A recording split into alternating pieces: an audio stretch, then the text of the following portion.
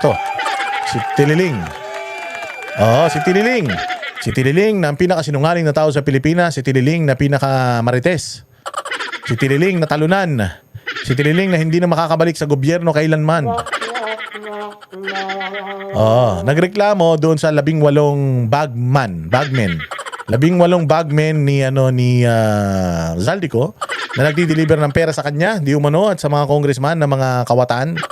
At syempre, sa kung kani-kanino pa, so nagsampa siya ng demanda. Bakit? Ba't ikaw, ang hilig-hilig mo manira, lahat na lang sinisiraan mo, hindi ka naman dinidemanda. Pero bakit dito, nagdidemanda ka? Ba't ganun? Napaka-unfair mo naman. Ang hilig-hilig mo manira ng kapwa mo tapos magdidemanda ka. Samantalang ikaw, lahat ng tao sa paligid mo, lahat na lang ng mga nakadikit sa Duterte, kung ano-ano masasamang pinagsasabi mo, napakarami ng kasalanan mo sa bayang Pilipinas, pagtatraidor mo, wala namang didemanda sa'yo. Walang nagdidemanda sa'yo kasi wala kang kwentang tao Kaya wala nagdidemanda sa'yo kasi wala namang may pakialam sa'yo. Lahat naman ng tao busit sa'yo. So bakit mag-aaksaya pa sila ng panahon sa'yo? Pero sabi nga nila, kapag ikaw ay nagsampa ng kaso, ibig sabihin, balat sibuyas ka. Ba't balat sibuyas ka? Kapal-kapal ng mukha mo. Kapal-kapal ng balat mo manira ng bayang Pilipinas. Tapos, pagka may kina-counter ka, merong mga iskandalo na idinidikit sa'yo, magdidemanda ka kagad. Bakla ka ba? Panoorin natin itong pagsasampa niya ng kaso. Reklamo ni dating Sandor Antonio Trillanes sa DOJ ang 18 nagpakilalang bagman umano ni Zaldico. Live mula sa TV5 Media Center, nangunguna sa balita si News 5 Justice Correspondent Camille Samonte. Camille, ano mga reklamong sinampan ni Trillanes at ano raw ang basehan nito? Jiggy, reklamong perjury ang inihain ni dating... Reklamong perjury, napakasinungaling mo. Kung meron sinungaling dito, ikaw yun, Trillanes. Mantakay mo nung unang tinanong sa iyo to, galit na galit ka. Sabi mo hindi nangyari yan, walang nangyaring ganyan.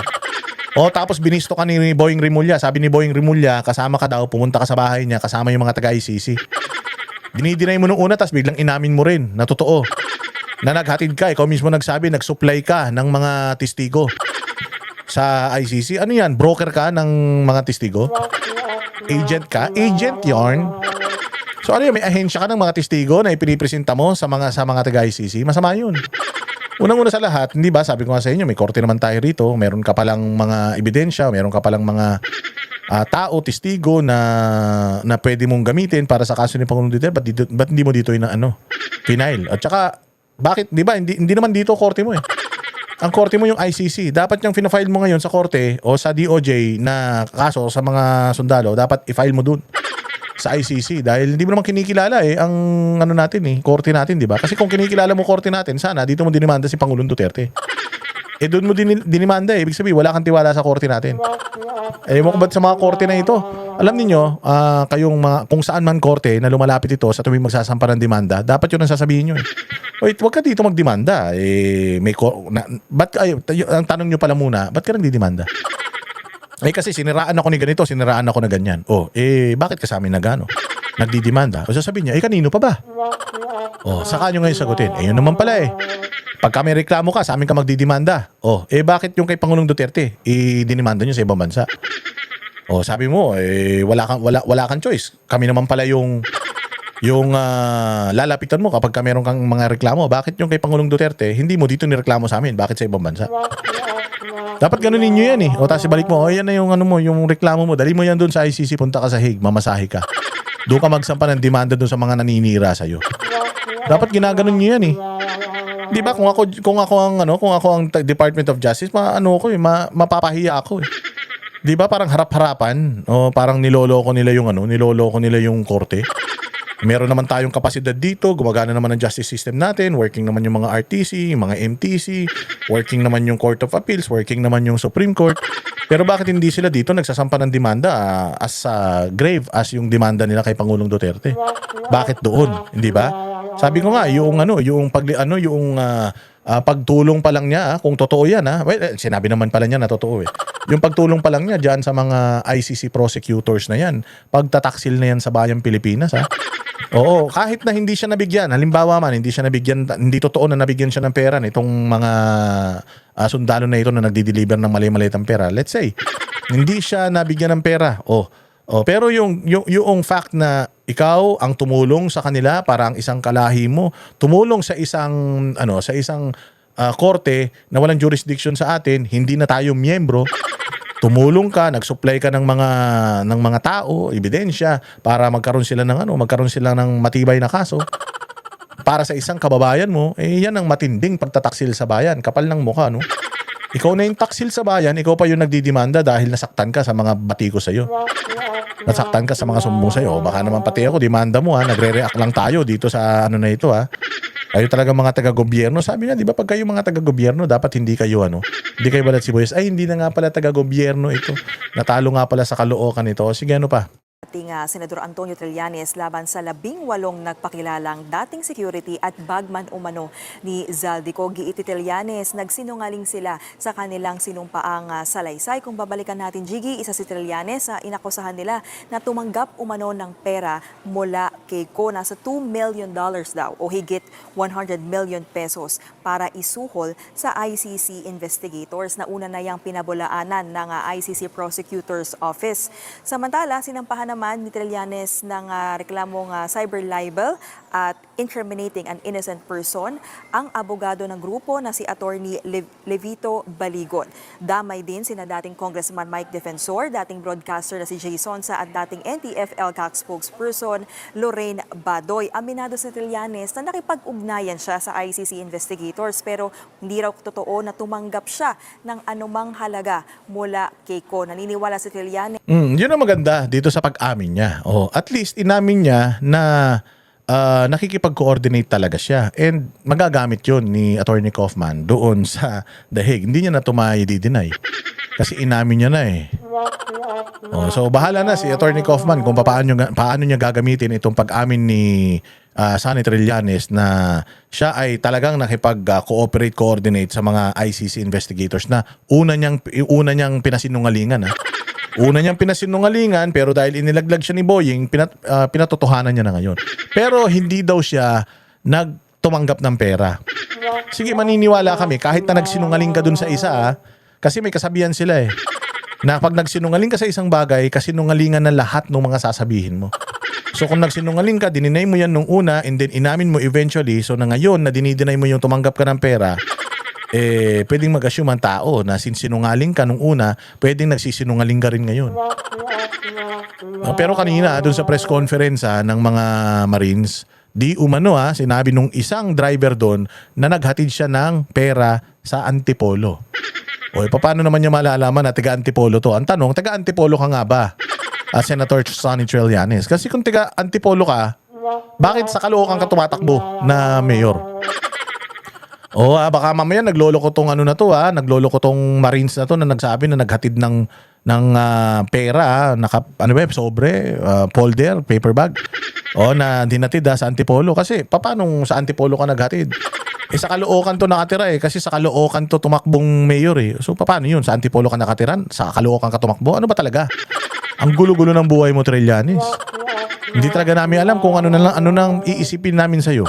Kasi kung totoo yung sinasabi nung isang bagman na hinatiran ka sa Antipolo sa bahay mo daw, sa bagay, marami namang mga politiko na maraming bahay o baka yung original na address niya dyan sa Caloocan ayaw niyang doon mag-deliver sa kanya. I mean, hindi ko sinasabing deliver Assuming na totoo yung sinasabi ng Marines. Pero palagay ko hindi kasi bakit ka sa Antipolo maghahatid? Dapat sa Caloocan ka maghatid kasi sa Caloocan nakatira to Na ang kampo ng mga Duterte ang nasa likod ng mga aligasyon para anya sirain ang kredibilidad ng ICC investigators. Narito ang pahayag ng dating senador. Ang ginawa nila ay paninira lang, hindi lang sa akin, kundi nauutal ka na.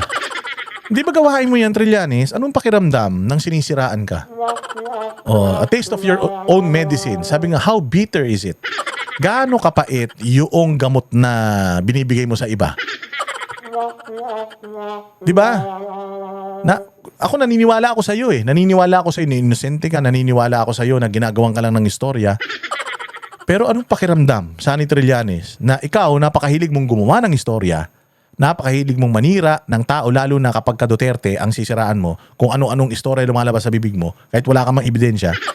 Anong pakiramdam na ginagawa sa'yo? Di ba? Masakit ba? Mahapdi ba? O, isipin mo, ilan ng tao yung ginanyan mo? Kung ano yung nararamdaman mong inis puot ngayon dahil ginagawan ka ng istorya, kung totoong gawa-gawa yung istorya na yan, ha? Di ba? Kung totoong ginagawan ka ng istorya, anong pakiramdam nung ilang napakaraming mga tao na hinayop mo? Siguro naman magtatanda ka na, no? Trillanes, magtatanda ka naman na siguro, no? Oo, para at least pinaparamdam na rin ng Panginoon sa'yo yung mga ginagawa mo. Siguro naman, Trillanes, wake up call na sa'yo to. Tigil mo na yung ginagawa mo. Umuhay ka na lang ng normal kasi. Pwede ka naman mamuhay ng simple na lang. Retired ka na. Wala ka na eh.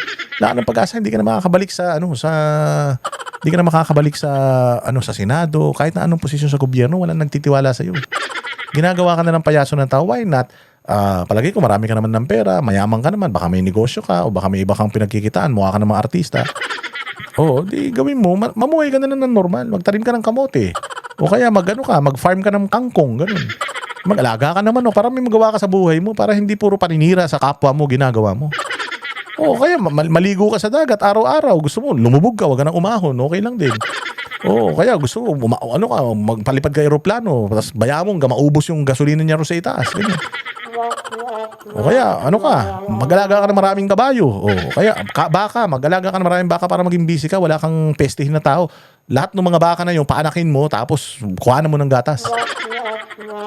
Oo, kung gagawin mo yan, malaki may tutulong mo sa bayang Pilipinas. So, kasi kapag nawala ka sa sirkulasyon, na nahimik ka, tatahimik ang bayan eh. O simula nung lumabas ka, simula nung magdalo, lumabas ka, naging senador ka, simula nung nakilala ng taong Sunny Trillanes, puta nagka-peste-peste na Pilipinas eh. O kaya sir, kung ako sa'yo, uwi ka na lang, pahinga ka, bili ka ng tumba-tumba, yung upuan na gumagano hanggang mahilo ka.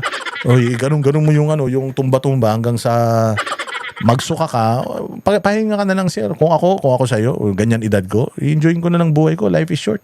Di natin alam kung huling tulog mo na ngayon, magigising ka pa ba bukas, kung ka ba, kung hanggang kailan ang buhay mo, hindi mo alam eh. Ini-stress mo sarili mo, Trillanes. Ini-stress mo sarili mo sa mga pinaggagawa mo, hindi ka naman namamahalin ng tao. Bakit mo pa ba ginagawa kasi to? Kasi usually, ginagawa mo to para may benefit ka eh. O halimbawa, may mga tao na nakikisimpatya sa'yo, artista ka, meron kang followings, ganyan. Wala eh. Lahat ng tao gigil sa'yo eh. Sa totoo lang. Baka pati mga kamag-anak mo, urat na sa pagmumukha mo eh. O kaya sabi ko nga, maikli na lang ang buhay, sinasayang mo pa sa ganyan. Pahinga ka. Alaga ka ng mga bibe, ganyan. Magpastol ka ng kambing. Daming pwedeng gawin sa mundo, Trillanes, tigilan mo na bayang Pilipinas. Sa mga investigador ng ICC to cast doubt dun sa integrity ng ICC investigations. Ang hinala ko na ito ay gagamitin ni Kaufman para Ayan, puro ka hinala eh. Puro ka hinala, ang hilig mong manira sa camera, ang hilig mong manira sa media. Ang hilig mong maglabas ng mga istorya, mag-fabricate ng mga istorya, tapos kapag ikaw yung ginawa ng istorya, magdidemanda ka. Ang ina niyan. Sana sports ka din. Kung sports ka, kung ginagawa mo yung panghayop sa mga kapwa mo na mga politiko, sana kapag hinayop ka nila, ready ka na tanggapin yun. Hindi yung masyado kang tapang-tapangan ka, demanda ka naman ng demanda. Lahat na lang dinimanda mo, lahat na lang ng tao dinimanda mo. Kung matapang ka talaga, katulad ako, o mahilig akong magmambardagol dito, mahilig akong makipagmurahan dito sa YouTube, sa Facebook. Pag minura ako, binash ako, okay lang, ganun talaga. Nagmumura ka eh. Pag minura ka, okay lang din, ganun talaga. Nang bababoy ka, pag binaboy ka din, ganun talaga. Ganun lang yun. Hindi ka dapat umiyak, hindi ka dapat magsumbong sa nanay mo, sa tatay mo. Ginagawa mo eh. So dapat kung ano yung ginagawa mo, kung pag ginawa sa'yo, tawanan mo lang. Gawain mo eh. Kanina sa lahat naman ng siga, sa lahat naman ng palaban, ito yung puta sumbungero. Walang yan to Trillanes oh. Tanda-tanda na eh, pakaiyakin pa. Butahe dun sa trial, dun sa kaso sa Dahig. Camille, anong sagot dito ng kampo ng mga kinasuhan ni Trillanes? Jiggy, para kay dating Congressman na Mike Defensor, karangalan daw na mapasama siya sa reklamo. Tutulungan daw niya itong mga nagpakilalang bagman, Nico, para nga hindi matulad kay Orly Gutesa. Si Gutesa ang retiradong sundalo na dati umanong security aide ko at nag-deliver ng kickback sa mga politiko kabilang si House Speaker Martin Romualdez. Humarap siya noon sa pagdinig ng Senado, pero wala ng impormasyon kung nasaan siya. Samantala, may paglilinaw naman ang isa sa mga dating security umano ni Ko. Narito ang kanyang pahayag. Kami natin, hindi kami pro Duterte lahat, hindi kami pro BBM din. Sa ganitong sitwasyon na naglalahad kami ng katotohanan na aming salaysay. Sana respetuhin nila kami, bigyan nila kami ng credibility, hindi baba yung moral namin. At anong reaksyon ng ombudsman sa mga aligasyon ng grupo? Jiggy, para kay Ombudsman Boying Remulla. Yan, isa rin sinungaling, si Boying. O siya, inamin niya nung una, nakasama si Trillanes, kasama pa si Torre. Siya ang nagsabi nun ha. O ngayon, nung tinanong siya ulit ng media, Sir, sure ka ba na nakita mo si Trillanes? Hindi ko na matandaan. O siyang ina, natulog lang siya, hindi niya na matandaan. Nung una, ang lakas-lakas ng loob niya, sinasabi niya yung mga pangalan, si Torre, si Trillanes. Tapos nung natulog siya, paggising niya, tinanong siya ulit, hindi na daw niya matandaan kung nandoon si Trillanes. Basta, nandoon daw yung mga taga-ICC. Putang ina, paano nalaman ng mga taga-ICC bahay mo? Ano mo gano'n kasi nungaling tong mga to? Hindi na daw niya matandaan kung nandoon si Trillanes basta nakita niya sa bahay niya yung dalawa. Ano yung sumulpot bigla-bigla? Putang ina, pinsan mo ba yan? Mag-anak mo ba yan? Boyfriend ba ng anak mo yan? Para bigla sumulpot sa bahay mo ng unannounced? Eh syempre, pag pumunta yan doon, may kasama yan. Putang ina, paano niya malalaman yung address mo? Kaya, paano sila magdadrive papunta ron? So may nagdrive sa kanila. Kung sabi na di nagdrive, nag-grab. O putya, paano nila malalaman yung pin location mo? Tangina naman, ginagawa niyo naman masyadong tanga Pilipino eh. Mababa na nga yung antas ng edukasyon ng Pilipino eh. Putya nga, masyado niyo namang ginagawang tanga katulad niyo yung mga kababayan niyo eh. Nakalimutan daw niya kung nakita niya si Trillanes doon. Basta yung dalawa daw, natatandaan niya yung dalawang taga-ICC. Ang galing naman. Yung dalawang taga-ICC, hindi mo kilala, natandaan mo. Tapos yung tao na nagdala dyan, nakilala mo, hindi mo na maalala. Anak ng tinapay talaga to si Boying. Oh. Si Boying, Trillanes, si John Vic Remulla, putang ina lahat, mga sinungaling. Putang ina, nakakadiri bayang Pilipinas, maniwala kayo. Alam mo, sa totoo lang, tangina yung nangyayari rito, mas malala eh. Kesa sa nangyayari sa Iran. At least doon sa Iran, putang ina, kahit papaano, dyan sa mga gerang nangyayari dyan, namamatay sila ng mabilisan. Ito, dito sa atin, puta, pinapatay tayo nito sa sama ng loob eh. Pinapatay tayo ng paunti-unti na itong mga hudas na ito eh. Ay, nako. Ang politika ang nakikita niyang motibo sa mga aligasyon. Layon daw nito na hikayatin na mag-aklas ang militar laban sa gobyerno. Inaalam na raw ng Office of the Ombudsman ang pagkatao nitong mga nagpakilalang dating security ni Ko. Ang ilan daw sa kanila ay napag-alamang may murder case at natanggal na nga sa serbisyo. Dagdag pa ni Remulla, hindi sapat ang joint affidavit ng 18. Dapat daw ay magsumite sila ng tig-iisang affidavit para mas malinaw ang kanilang testimonya. Narito ang pahayag ni Ombudsman Remulla.